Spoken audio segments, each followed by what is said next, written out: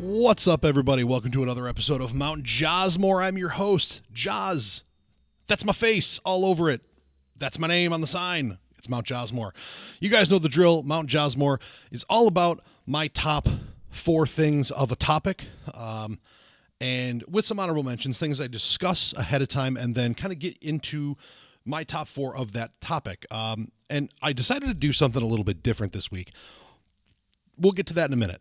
First and foremost, thank you guys, every one of you who tunes in and watches the show.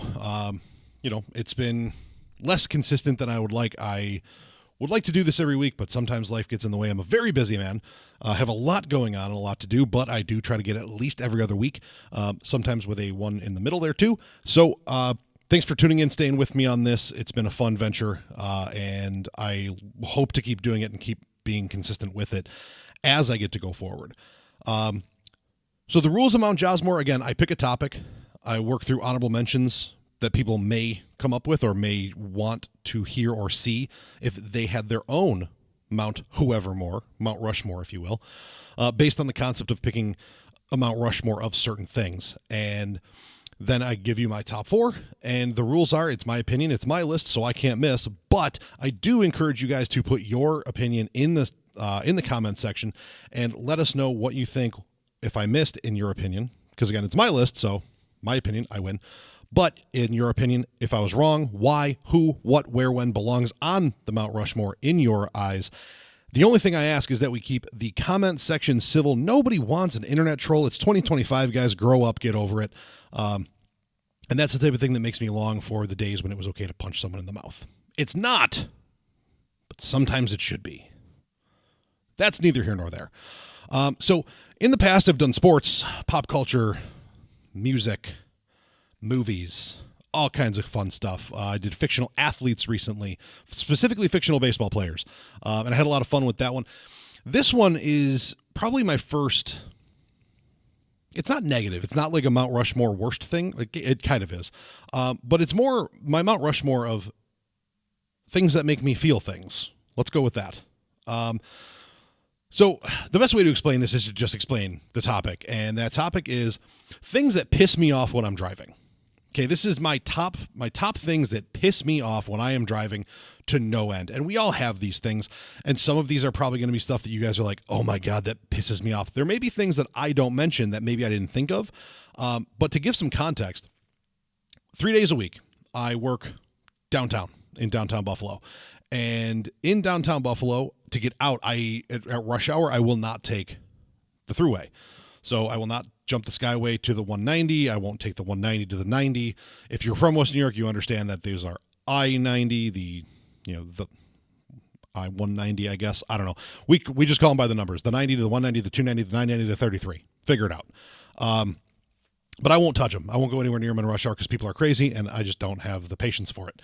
So I bob and weave my way out of the city, taking side streets down to my house. I actually go into the city the same way, but for a different reason because of the smooth sailing first thing in the morning.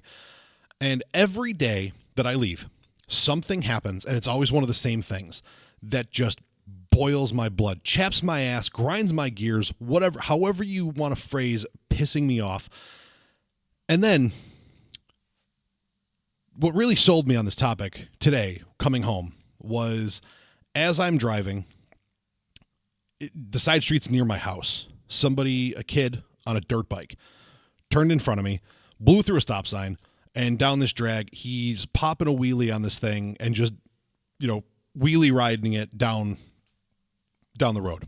And turns the same way I'm going to be turning. And lo and behold, as I go back in my driveway, isn't homeboy pulled over by a cop? Like, the amount of times I see this, and it's just like, oh, where's that cop when you need him? And I've had 2 of these in the last year where you see that and you're like, where's that guy? And all of a sudden there's that guy, right? The guy in the, lights him up, pulls him over. One, I had a guy, pull in front of me he really didn't have room to pull in front of me. And I'm going like 60 in a 55, and he really didn't have the room, but he pulled in front of me, and then he floored it, and he bobbed and weaved through traffic and stuff like that. And sure enough, by the time I got to the intersection where I was turning left, a bunch of cop cars went flying after him. It was awesome. And I decided not to turn left, and I drove by, and they actually had pulled him over. And it turned out there was like a warrant for the guy's arrest. It was funny. I laughed. Karma's a bitch. You win some, you lose some. That guy took the L that day. I consider that a W. Today, I feel bad for this kid. He's probably still talking to the cop out front of my house right now. But, stupid games, stupid prizes. So this is what sold me on this topic across the board. So without further ado, let's start with my honorable mentions. And I'll explain the situation. I debated putting together like slideshows or like little scenes I could cut to show you what I'm talking about, but I'm going to do my best to paint you a word picture as a wordsmith, as I do consider myself from time to time. So the first one is this. What happened to me the other day. I was driving to my trainer's place to get a lift in, and there's 20 cars in front of me, right? It's my area, specifically the town I live in, doesn't have a whole lot of north-south roads. All the east-west roads are 4-lane highways or 4 with a turning lane. Like sometimes they narrow down through more populated areas, but then they open right back up. Our north-south roads are all 2-lane, and they are slow-moving, always. So it's not unrealistic, and it's not abnormal to be caught in a line of traffic. And it moves, but not as fast as you'd like. And this dude's behind me, and he's just bobbing out to see around me, bobbing out to see around me, bobbing out to see around me. Like he's going to pass me and the 19 cars in front of me. Like, dude, you can see what's going on here. Like, I don't care how antsy you are. Like, he wasn't doing like the I'm bored, bob and weave, like that. I've done it. But like, this dude was literally like peeking out. And then like, there were 2 or 3 times he like started to peek out and was like, oh crap, and had to duck back in because he was weaving out into a very quickly, rapidly approaching vehicle. And like, where are you going? There are 19 cars in front of me. There's 20 in front of you, including me.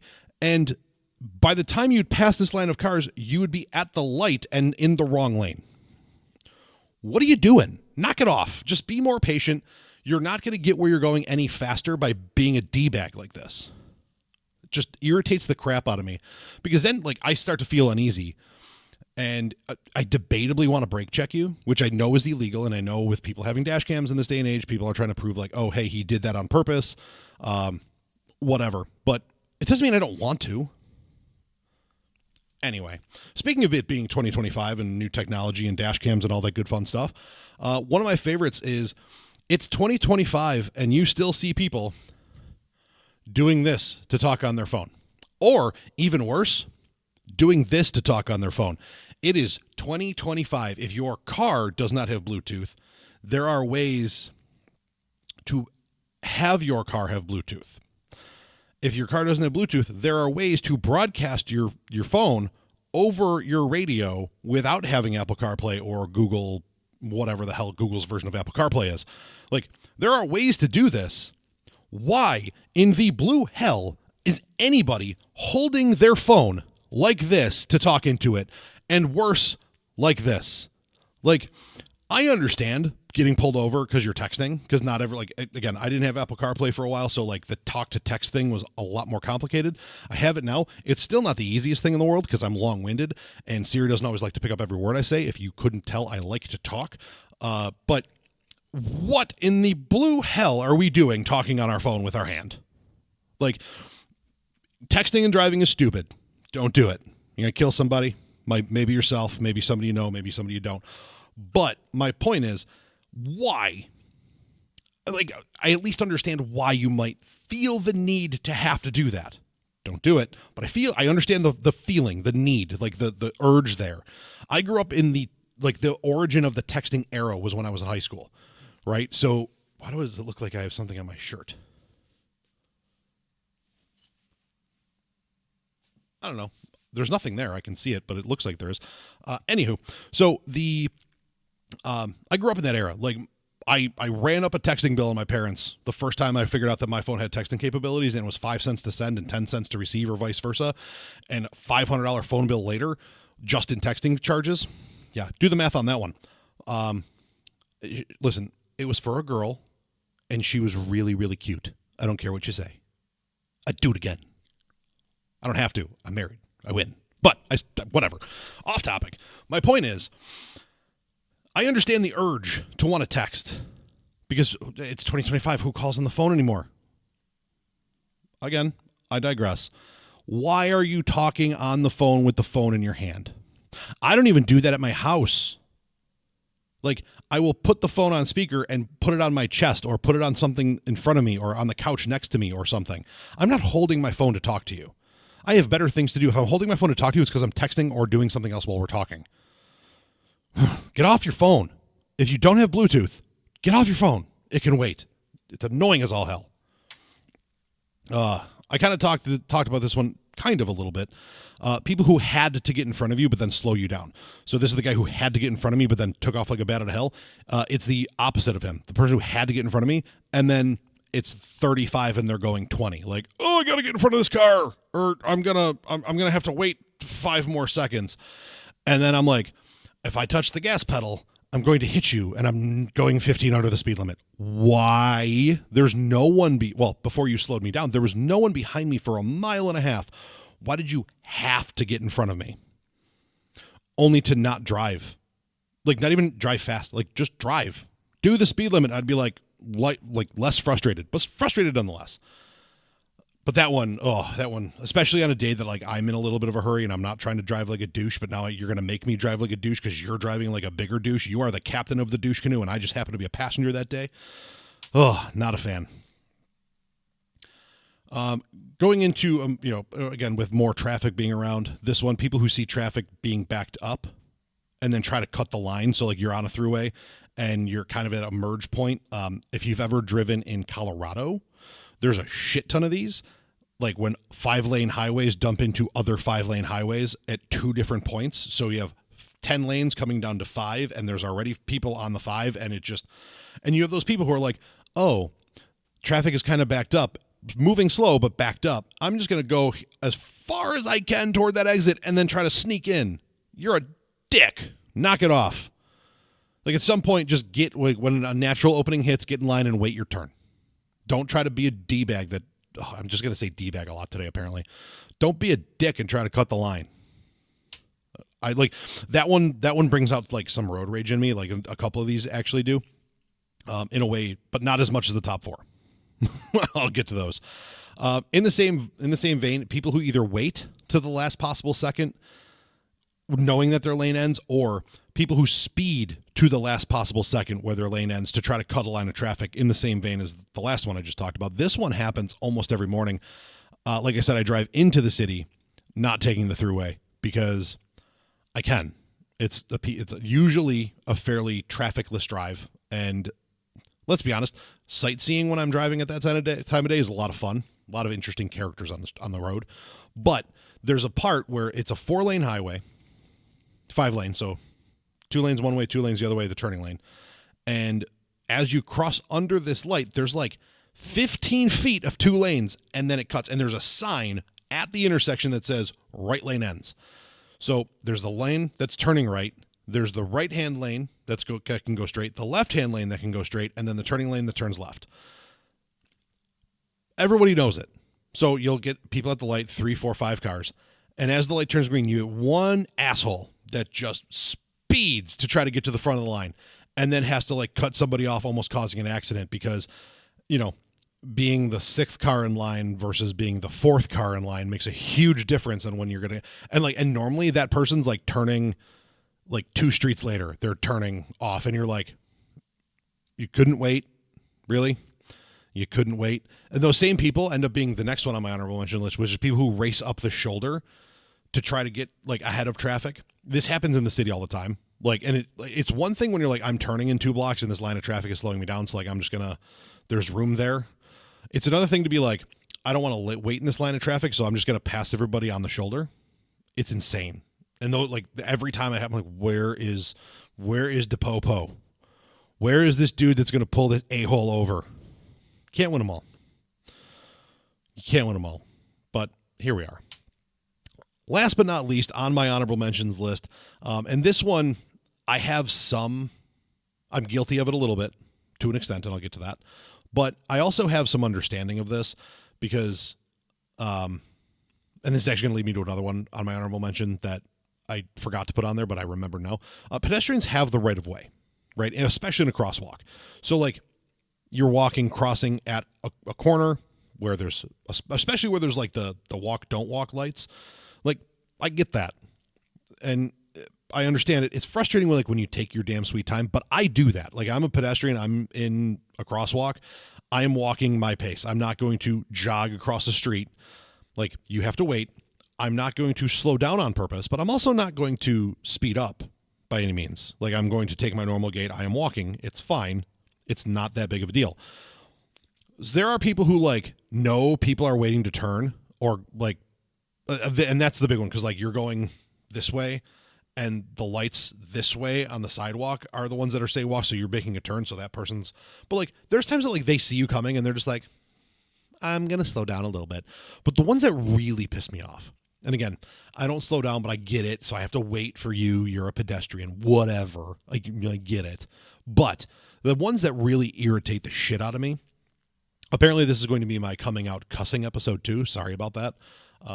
But the ones that really irritate the shit out of me are the people who are in the crosswalk and then they walk out of the crosswalk to cut the corner. So you're staying in line with traffic longer to try to shorten your own walk as opposed to getting out of my freaking way. I get it. I have to wait for you, but don't make me wait longer because you're going to veer off your beaten path and stay in my way. You're slowing other people down. That's 2 to 3 extra steps to get to the corner and make the turn is you're not going to save enough time to make it worth my while. Stepping into that, people who don't understand the right-of-way laws, if 2 people get to the a 4-way stop at the same time, going the same way, one of you is turning left and the other one's going straight. The guy going straight has the right of way. The right of way generally defaults to the person to your right. If everyone's there at the same time or at a very similar time, it defaults to the right to the person going straight. That's the best general way to put it. There's a lot more to it. I'm not getting into the details, but when you can come up to a 4-way stop and be like, okay, you 2 should go, then we should go, then you 2, then, okay, so now you 2 should go, but you're turning and I'm going straight. That means I go first, then you get to turn, then they get to go. It's not that complicated, I promise, but people don't understand it. And it's my turn, my turn, my turn, my turn, my turn. No, settle down. Whew, got myself all worked up just in the honorable mentions. We can only imagine where we're going to get to now that we're scaling Mount Josmore. So, without further ado, back to Mount Josmore, to the top of the list. Some of these may not be as I've been trying to do the more controversial ones. So I think I have a decent one here. First and foremost, people who stop at traffic circles when you don't have to. Okay, roundabouts are a hot topic, especially in my town. They just recently put 3 of them in. Frankly, I love them, but there are some old heads that live around here that literally will drive over the median. They put a concrete median in the middle, like they do at a lot of these things. And because they're smaller, there's one, at this point, I live in the Western York area. There's one in Grand Island. It's huge. And there's this big median with plants and crap in the middle. So you physically can't drive over the top of it. The ones in Lancaster, where I'm from, are a little bit smaller, so there's not really things in the median. It's just concrete. There are people who just drive right over the top. Nope, not taking your circle, over the top. To the point that, almost weekly, there's new, tire marks on them. It's hilarious, but, hilarious that it's that big of a deal to you that you can't just follow traffic law. It's a protest. I laugh. It's funny. But when you come up to an empty traffic circle and you stop, I want to get out of my car and kick your door. Just be like, what are you doing? Go. It's not a stop sign. It's a yield. And if there's nobody to yield to, you can just go. And slow down a little bit, make sure there's no one there. But for the most part, just if there's no one there, you can just carry on through the traffic circle. You also don't have to wait for the traffic circle to be completely empty to enter the traffic circle. You enter the traffic circle or the roundabout when there is room to do so. There being room to do so does not mean it's empty. If somebody's entering there, sorry, I had to lean over so you could see, and I'm we're all going this way, we can enter at the same time. We're not going to hit each other. That they're designed that way. They're fantastic. If you know how to do them, it's awesome. And people who stop at them every time makes me just rageful. Rageful is a great word. These next two are two that also play to me when I'm at like driving to and from work. We're going to start with the one that I deal with in the morning. And this is people who don't understand the right turn, left turn dynamic when they're turning the same way to a 4-lane road. So when I say 4-lane road, 2 lanes going one way, 2 lanes coming the other way. Debatable whether it's there's a turning lane in the middle, but either way, there's 2 lanes going one way, 2 lanes going the other way. So we got this going on, right? And I come up, I'm turning right. You come up, you're turning left across my face. We can execute this move at the same time. Even if you have a green turning arrow and I have a right, or I have a red and I can make the red on red, we can still accomplish this. And if you don't know why, I'm going to explain it to you. When you are turning left, you are supposed to turn into the left-handmost lane that is going the direction you're turning. When you are turning right, you are supposed to turn into the right-handmost lane of the direction you're turning. Of the lanes that are going the direction you're turning, right? So if I'm turning right and you're turning left across my face, you can turn and hit the left lane, I can turn and stay in the right lane, and we can just turn next to each other and go. Nobody understands this. Now, there could be an argument to be made that I have a red, so I should stop. You have a green, you can go. But the point is, you are supposed to, let's say we both have a green. We can make this move at the same time. If you have a green arrow and I can turn right on red, we can make this move at the same time. There's an intersection specifically that I take every morning that I refuse to do this. I, as the guy turning right, refuse to turn right at the same time someone's turning left across my face, because I have never seen, not once, not never have I seen a single person take this left-hand turn and stay in the left-hand lane. They turn and just cross into the right-handmost lane every single time. Every time. Again, it's not a big deal. I can wait the 5 seconds, 10 seconds for the traffic to clear and I can go on my merry way. But the point is, this infuriates me because I should be able to turn while you're turning. It shouldn't be a problem, but if I were to, it would be, and then we'd be in an insurance battle with each other. I tell you what, if I didn't work in a claims role, I would debate on fighting this harder. I just don't want the fight. I don't want the smoke on it, so I just wait. But the same way, and this one ties into the last two, right? When I'm coming home, there are intersections that I pass that I have a red light and there's a one-way street coming across my face. And then in the next intersection, it's going the other way.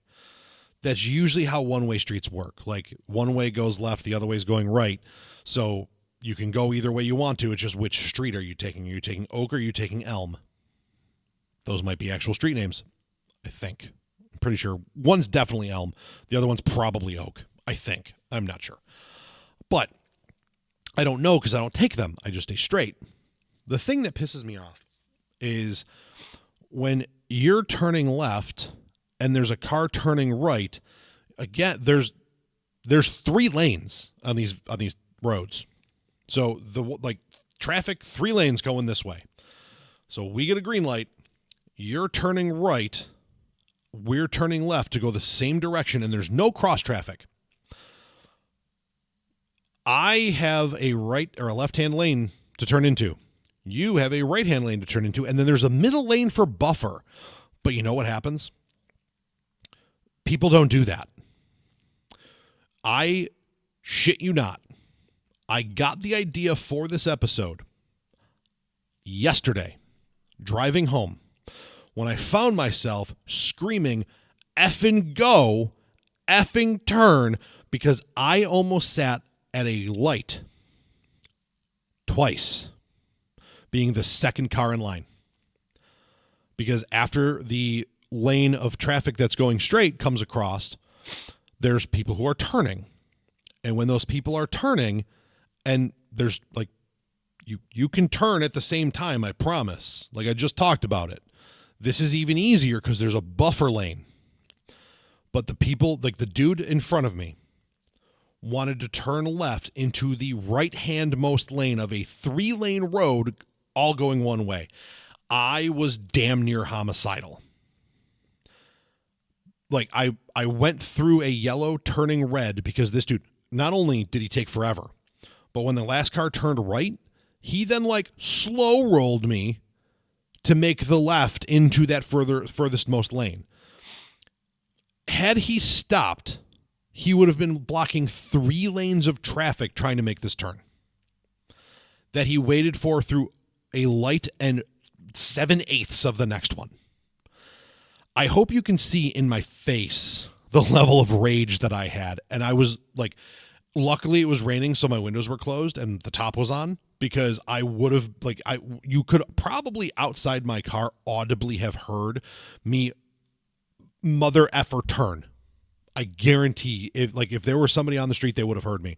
If it would have been a day like today where my windows were down, you absolutely would have heard me losing my ever-loving mind. You can turn 2 vehicles going the same way at the same time as long as there's more than 1 lane that you're turning, going that way. 1 lane, the rules of the right-of-way come into play, and I would be far more understanding of this. But when there's 3 lanes to turn into and you are holding up traffic because I need to turn into the furthest lane from me for no reason.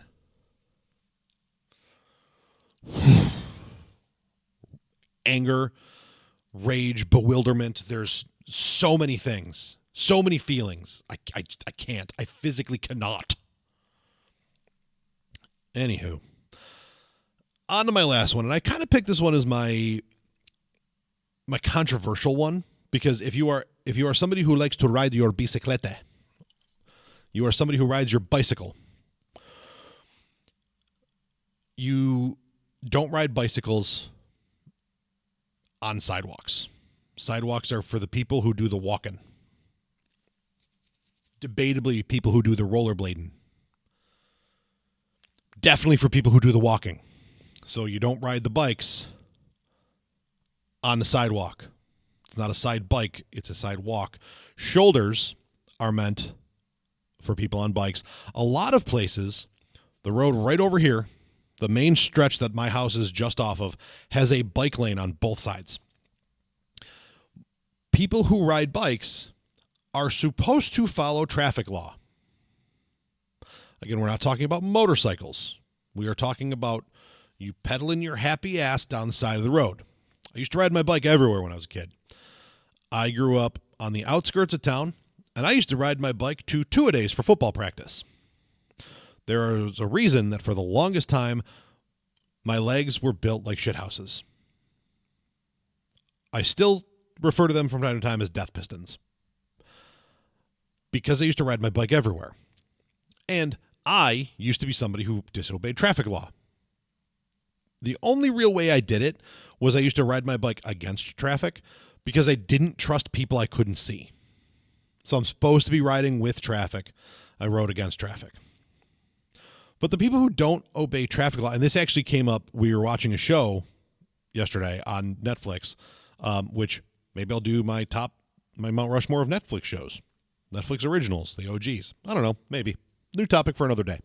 But in the show, 2 people were driving and having a conversation, and a guy on a bike entered a crosswalk. Like a guy on a bicycle and crossed a crosswalk, crossing traffic. Now, it didn't look like it was an intersection, but even if it was, you're not a pedestrian. You're on a bicycle. I'm going to look up for S&Gs if somebody on a bike is considered a pedestrian. Is someone on a bike considered a pedestrian? Survey says, in many states, bicyclists are considered vehicles when on the road and pedestrians when on the sidewalk or when dismounted and walking alongside their bike. You are not supposed to ride your bike on the sidewalk. If you're a child, I think there's some leeway there. Whether legally there is or not, I will give you some grace on that. As the person determining the rules of Mount Josmore, I will give you grace if you're a child. Child being like under 14. If you're over 14, get on the side. Get in the bike lane. Get on the shoulder. I did it. You can do it. I didn't wear a helmet back then. I probably should have. I've been concussed more than once. But anywho, so this person just crosses traffic. Now I'm like, you're going straight. There's no lights. There's no traffic control. And this bike just crosses the street and they almost hit the person. It ended up being a ploy to carjack them. That's beside the point. It was a plot point in the show.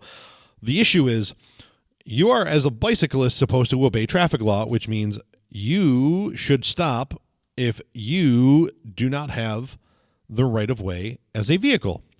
If I'm driving along and a vehicle pulls out in front of me, you're at fault by pulling out in front of me. As a bicyclist, you should be obeying traffic law, which means if you just cross over traffic and get hit, as much as it sucks, it's your fault. And there are so many people, especially people who ride like they're in the decked out in their spandex. They kind of look like a colorful sperm with their slick back helmet and their racing glasses that were the inspiration for pit vipers. And they're leaned forward and they kind of look like trying to get their Lance Armstrong on. It is Lance Armstrong. Yeah, Lance Armstrong, not Neil Armstrong. That'd have been bad. I wouldn't have cut it. Just so you know, I have no shame in that. That my brain just works that way sometimes. But looking like they're doing the Tour de France, who do not obey traffic law. And I'm sorry, but if you look like you're a pro biker, I expect you to obey traffic law, not just ignore everything and be like, "Don't hit me, I'm on a bike."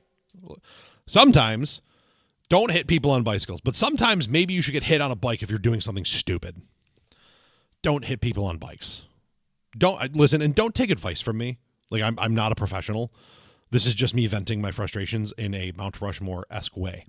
So yeah, people on bicycles that don't obey traffic laws piss me off when I'm driving, because I should be able to assume that if you are driving or riding a bicycle on the road, which is where you should be as long as you're not a child, get off the sidewalks, that you understand your responsibility, because at the end of the day, everyone on the road has a responsibility. Generally speaking, it's to what's in front of you. But I'm also you're also responsible to obey traffic law. So do that. Be responsible for what's in front of you and obey traffic law. It's not that hard. It's really not, I promise. Whew. Okay. So I feel better. This was a fun little vent session, guys, so I appreciate that. And that being said, thanks for tuning in and sticking with me on another episode of Mount Josmore.